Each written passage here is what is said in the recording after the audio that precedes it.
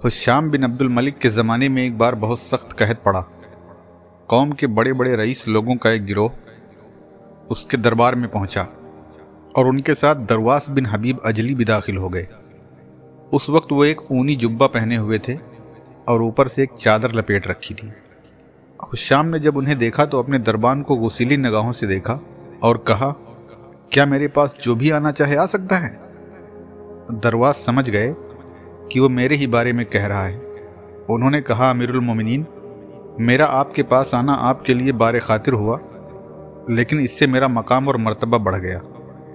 मैंने देखा कि लोग एक इज्तिमाई काम के लिए आपके पास आ रहे हैं तो उनके साथ मैं भी चला आया। अब अगर आप इजाज़त मरहमत फरमाएं तो मैं कुछ अर्ज़ करूं। हुशाम ने कहा, बहुत अच्छा, कहिए, क्योंकि मुझे इन लोगों में सबसे बेहतर आप ही नज़र आ रहे हैं। कहा, अमीरुल मोमिनीन, मुसलसल 3 साल से हम लोग मुसीबत में मुब्तला हैं। हाल ये है कि पहले साल ने हमारी चर्बी निकाल दी, दूसरे साल ने हम लोगों का गोश्त खा लिया और तीसरे साल ने हमारी हड्डियां चूस डाली। वल्लाह आपके पास मालो असबाब का अजीम ज़खीरा है। अगर वो अल्लाह का है तो उससे उसके बंदों पर मेहरबानी कीजिए, और अगर उन्हीं का है तो आप उसे उनसे क्यों बचाए हुए हैं?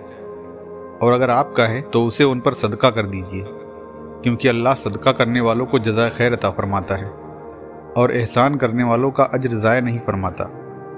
हुशाम ने कहा, वाह, बहुत खूब, आपने हमारे लिए कोई गुंजाइश ही नहीं छोड़ी। फिर 1 लाख दीनार तमाम लोगों में तकसीम करवाए और 1 लाख दिरहम दरवास को देने का फरमान जारी किया। दरवास ने कहा, क्या हर शख्स को इतना ही मिला है? कहा, नहीं, और न बैतुल माल इसका मुतहम्मिल है। दरवास ने कहा, मुझे वो नहीं चाहिए जो आपकी मजम्मत का बाइस हो।